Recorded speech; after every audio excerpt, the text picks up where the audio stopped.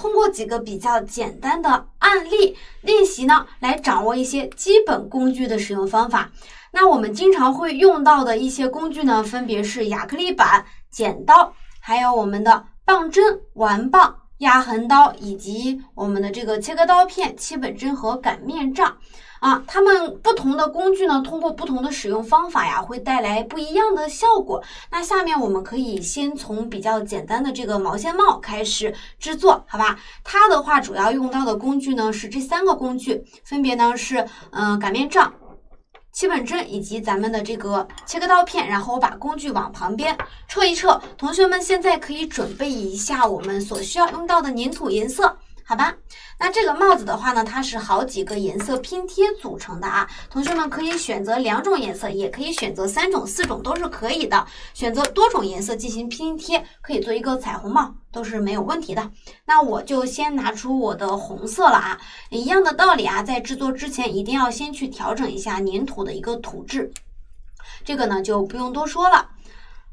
然后接下来的话呢，就是在调整的过程中，里面会进入到很多的一个空气，导致它产生很多的气泡，所以说我们一定要用力挤压，将里面的气泡给它挤压出来，不然等一下你在擀薄片的时候，里面呢会就是它的表面会很容易出现一种就是坑坑洼洼的一种情况，不是特别的平整。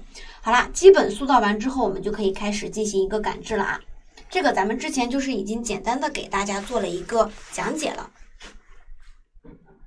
如何擀一个特别好、特别不错的一个粘土片啊。基本的先把它擀完，翻个个，我们从它的侧面开始去进行擀压。擀的时候力度尽可能的保持均匀一些啊。然后我们在拿粘土的时候，不要只揪着一部分，咔嚓就给它拿起来了。这样记住，让整个面多拿一点点，它就不会说一下子断掉了那种情况啊。翻个个，继续。好，这个的话呢，其实不用擀得太薄，稍微厚一点其实也是可以的。然后我们把它放在旁边进行一个简单的晾干，然后拿出我们的第2个颜色白色。好，同样的是一样的啊。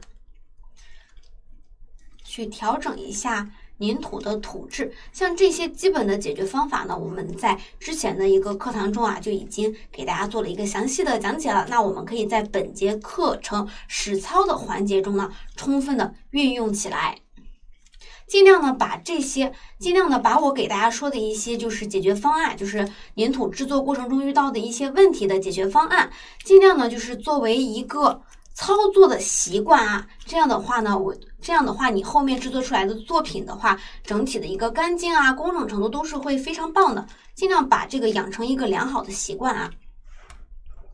好了，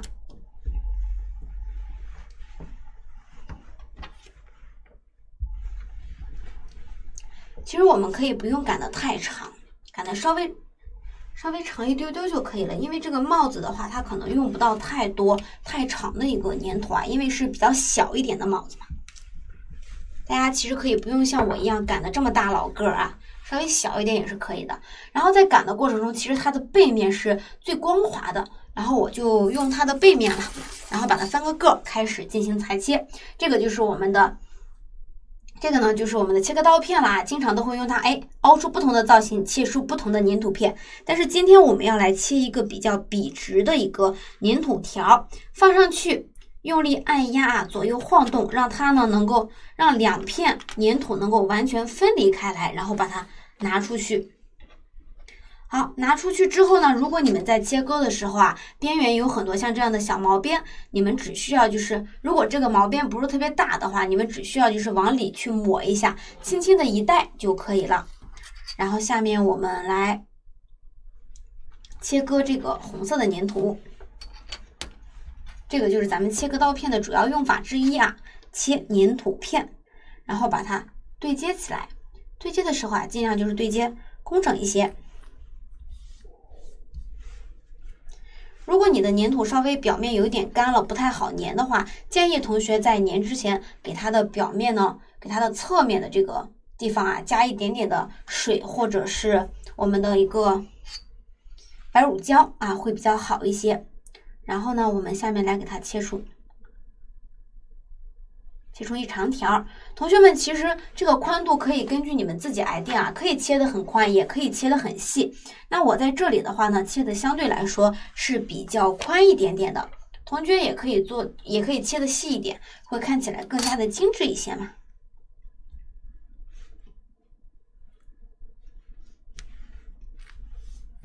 好了，把它拼接好。在切的时候，其实还是要注意这个方式方法的，一定要用力挤压，左右晃动，让它充分的剥离开来就可以了。好，我们接下来把整个切好的粘土片像这样用刀片给它缠起来，这个就是它的第2大作用。粘土片拿不起来，我们就用刀片给它缠起来，然后把它的一端切齐。这端就不用了，然后下面我们就来 get 一下这个第2个技巧，好吧？我把镜头切近一点点，我们一起来看一看它还可以有什么样的用处。用我们的这个背面啊，这个是前面比较锋利的，我们用这个背面轻轻的在它的表面按压，按压的不要太狠啊。这样的话呢，我们就可以很容易、很轻松的做出那种毛衣的那种纹路、那种质感。其实毛衣的质感，它的制作方法也是有很多种的。等一下给大家讲解一下它的第2种制作。好，我们先把这个一点一点的切割出来。你们在切的时候啊，一定要注意了，它们之间的间距尽可能的离得稍微近一点点，会看起来更加的精致。如果它们之间间距太宽的话，那可能就是一个粗线的毛衣吧，粗线的毛线帽。间距近一点，可能就是一个细的。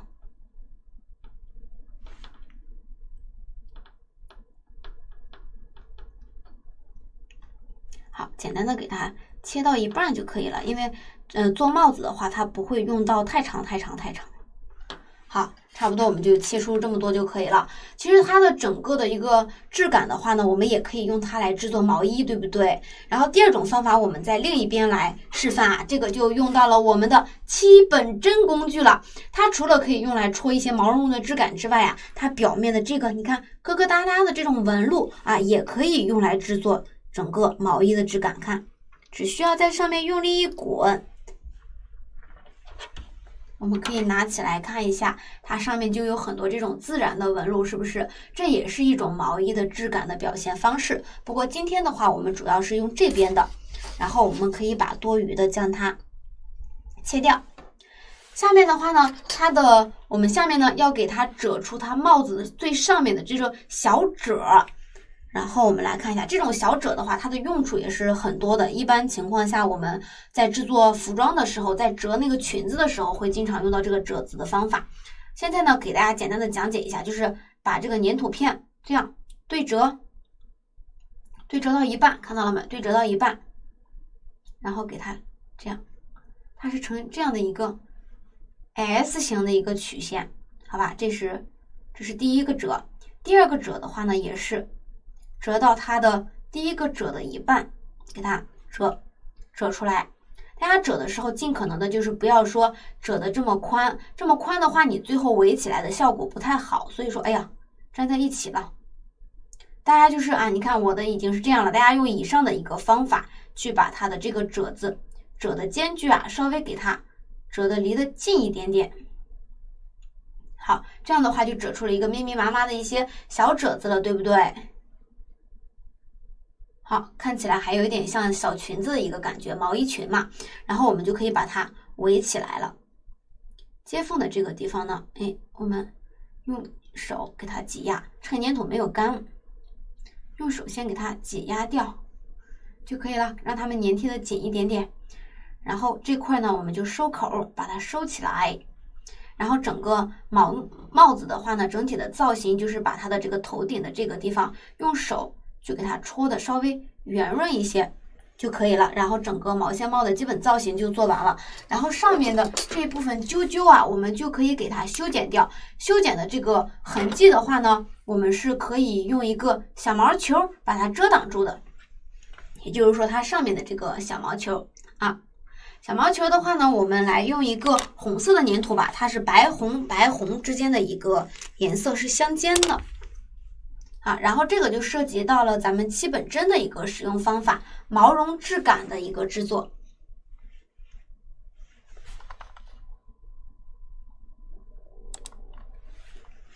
我们先拿出少量的一个红色粘土啊，将它揉圆，尽可能这个球大一点会比较好，然后给它简单的粘上去。粘上去之后，我们就可以拿出我们的这个七本针工具开始去搓了。其实搓的话呢，也是讲究到很多的技巧的，不是说随便搓就随便戳一戳就可以了。很多同学可能就是你是这样去戳的，对不对？戳完的话，整体的毛绒质感并不是特别明显，所以说啊，你要这样插进去，往外稍微拨，往下拉，你看这样拨出一些丝儿出来。它的毛绒质感会更加的好一些，包括这些犄角旮旯啊，特别边边角角的这个地方，也要去给它塑造出来。你们在塑造的时候，不要说就是随便的戳两下、塑造两下就可以了，一定要细心一点、耐心一点。这样的话，你们做出来的整个不论是草坪啊，还是说毛绒质感呀，都是非常好的啊。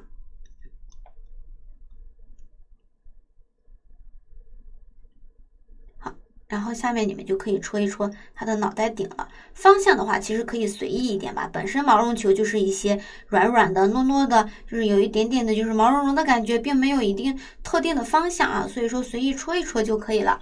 然后整个毛绒质感是不是就已经制作出来了啊？像这块呢啊，已经有一点分开了，你们可以粘一点白乳胶给它们粘在一起就可以了。然后整个比较简单的毛线帽，温暖的毛线帽就制作完成了。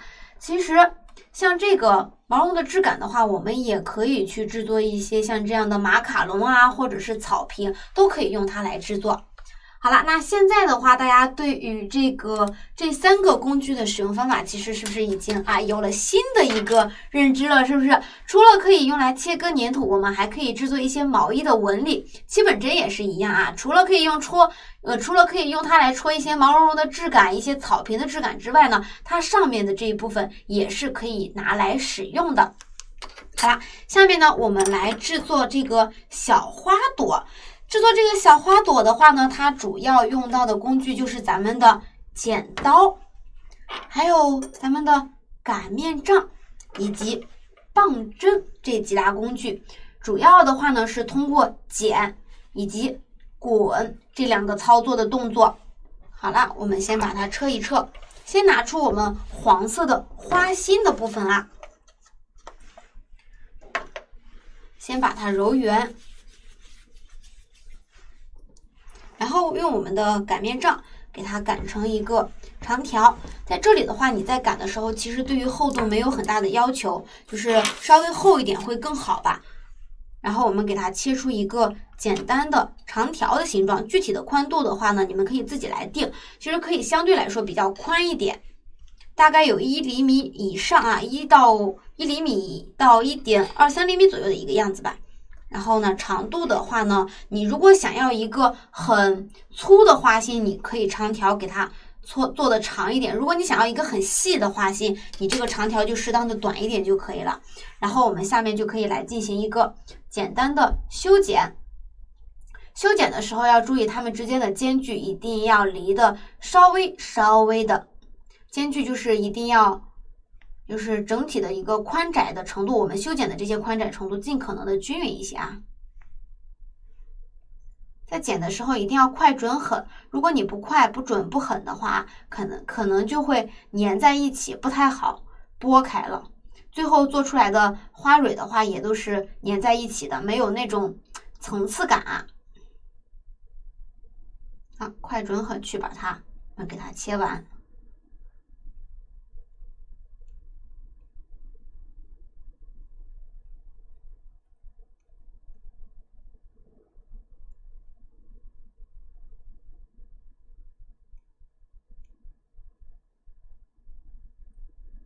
好了，我们就已经剪的差不多了。剪完之后呢，我们只需要给它绕起来就可以了。你看，剪完之后，它每根与每根之间都还是分离开来的，并没有完全粘在一起。那如果你不能确保你等一下在滚的时候呢，它能够粒粒分明，那你就可以让它稍微晾干一点点，然后你再去给它这样转在一起，是不是？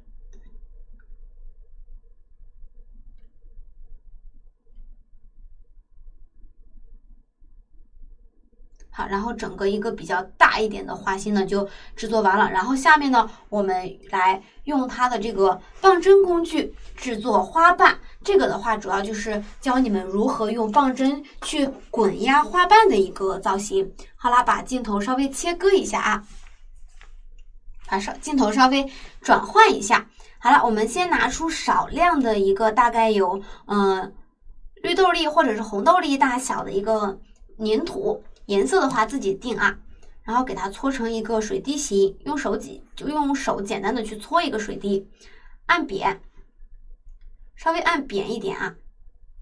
好，按扁之后呢，我们放在我们的这个食指的上面，然后拿到我们的棒针，做第一个滚的动作，这样整个力度均匀一点啊。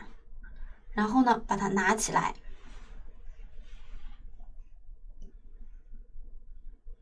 好，这个呢，第一遍的擀的话呢，我们已经就是擀的差不多了，薄厚的程度尽可能的均匀一点。然后下面我们要来进行第二遍的擀压了，也就是在它花瓣的最上面的这个部分，把这个部分呢给它尽可能的擀压薄一点点。这样的话，它擀的越薄，哎，它上面的这些褶子它就会越自然，是不是？褶完了之后呢，我们还可以借助一个工具，让它的褶子更加的自然一些，就是之前说到的这个碗棒的这个工具。我们在中间用大的头给它适当的往里按压一下，那么它整个花瓣它自己的那种就是那种有凹陷的那种弧度，是不是就已经制作出来了？看，很自然的一个弧度和花瓣，是不是？然后我们就给它粘上去。在粘的时候呢，一定要注意了，它与我们这个花心之间稍微留一点空隙，轻轻的让它们碰在一起就可以了啊，不要挨得太紧了。然后我们接下来再制作第二片花瓣，然后通过花瓣呢来做一个简单的练习啊。刚才没有听懂的同学，我们可以再进行一次简单的制作。其实这个每片花瓣每片花瓣之间的一个大小并没有很明确的一个要求啊，只需要你们在粘的时候让它们的高低位置尽可能的一致，是尽可能的一致啊，不要有的特别高，有的特别低就可以。好了，还是第一遍的滚，中间的这个地方是不动的，左边、右边，好了，就已经滚压完了。是不是？然后接下来第二次滚压，主要是着重于这个花瓣的这个地方。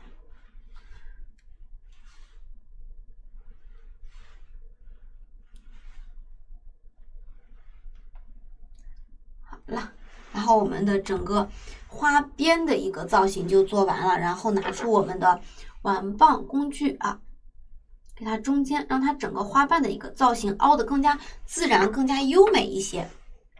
好，给它拿起来。哎，好，在粘的时候就注意一下花瓣啊，在粘的时候注意一下花瓣与花瓣之间的话呢，它是有一点交叠的，不是说这样粘的，有一点点的交叠。好了，这样轻轻一靠，这样一个简单的花瓣就是制作已经完成了。然后同学们按照这个方法呢，去把后面的这一片一片的花瓣制作出来就可以了。那通过这个花朵的练习呢，你们基本上就对于棒针的其中一个技能呢，就已经掌握的差不多了。好了，然后下面我们来制作这片叶子啊，看似简单，其实还是有很多人做不出来的啊。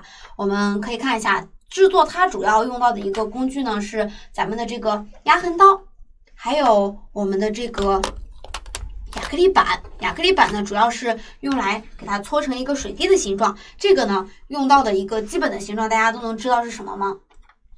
就是一个简单的梭子的形状。所以说，我们先取出一块粘土，用之前教大家基本形状的塑造的方法，给它简单的塑造成一个梭子的形状。好，中间的这个地方其实可以滚，也可以不用滚啊，因为是叶子，最终都是要被按扁的。好，按压的时候，其实像刚开始我们可以给它按压的厚一点点，不用按压的太薄。然后前后两端的话，也可以不用搓的很细，有一点弧度也是很好的。然后接下来就是我们按压纹理的一个环节啦。按压纹理的时候，我们来看一下，就是按压的一个力度。首先是中间的这个主叶脉，你们在按压的时候稍微用力一点，让的这个凹槽看起来深一点点，好吧？然后呢，在这个的，把这块再调整一下。然后在这个的基础上呢，我们来制作分叶脉，以这样的对勾 V 字形的一个方向去制作，去按压。按压的时候呢，叶脉与叶脉之间间距尽可能的就是稍微离得近一点，这样制作出来的叶子的话，它会给人感觉更加的精致。好，这样一个简单的小叶子就制作完成了，是不是？在按压的时候啊，一定要纹路按压的清晰一点，因为同学的粘土可能是有一点点的膨胀，你如果按压的太浅的话，过一会这个细节就被烹掉了，并且最后的呈现效果也不会特别的好看。好吧，大家记得一定要按压深一点。那如果你也想要制作出这种造型的话，其实很简单。为什么刚才让你们把中间按压深一点呢？按压深一点之后，你看这样好凹造型啊。你在凹的时候，它中间的刚才按压的这个线，它自己就密合住了，然后给它掰出一个这样比较大的一点的造型。然后你们想让它往它的头想要往哪边歪，你们都可以自己让它歪起来，不就可以了吗？是不是？很简单啊。所以说这些工具的使用其实并不是特别难。那么今天通过这几个小视频的一个小案例的一个制作啊，希望大家能够对这几个工具的基本使用方法能够掌握。好了，那我们的本期课程啊，到这里呢就已经